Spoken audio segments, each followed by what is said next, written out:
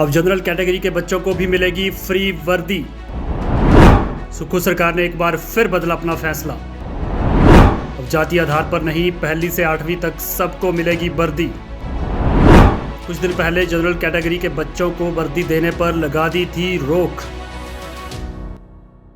हाल ही में कैबिनेट बैठक में सुक्खू सरकार ने हिमाचल की वित्तीय हालत खराब होने का हवाला देते हुए लगभग प्रदेश के 5.5 लाख विद्यार्थियों को निःशुल्क स्मार्ट वर्दी देने पर रोक लगाने का फरमान जारी किया था, जिसमें जनरल कैटेगरी के पहली से 12वीं कक्षा के लड़कों और 9वीं से 12वीं कक्षा की लड़कियों को निःशुल्क वर्दी योजना के दायरे से बाहर कर दिया था, जिसके बाद 8.5 लाख विद्यार्थियों में से सिर्फ 3,70,000 विद्यार्थियों को ही फ्री वर्दी देने के दायरे में रखा गया था। लेकिन अब स्वर्ण समाज के कड़े विरोध और सरकार की किरकिरी होने के बाद सोमवार को सरकार ने कहा कि अब पहली से 8वीं तक सबको वर्दी के पैसे मिलेंगे।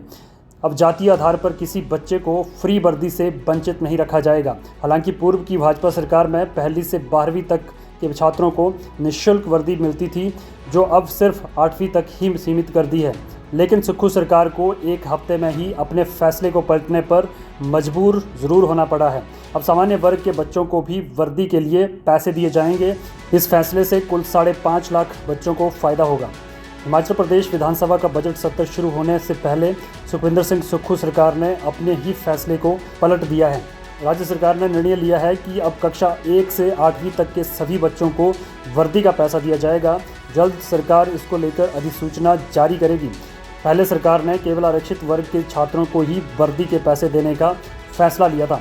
गौरतलब है कि हिमाचल में कक्षा 11वीं से 12वीं तक के छात्रों को वर्दी देने की योजना पूर्व वीरभद्र सरकार ने ही शुरू की थी। इस बार कैबिनेट मीटिंग में बैठक में वर्दी योजना की समीक्षा की गई थी और सरकार ने योजना में संशोधन किया है।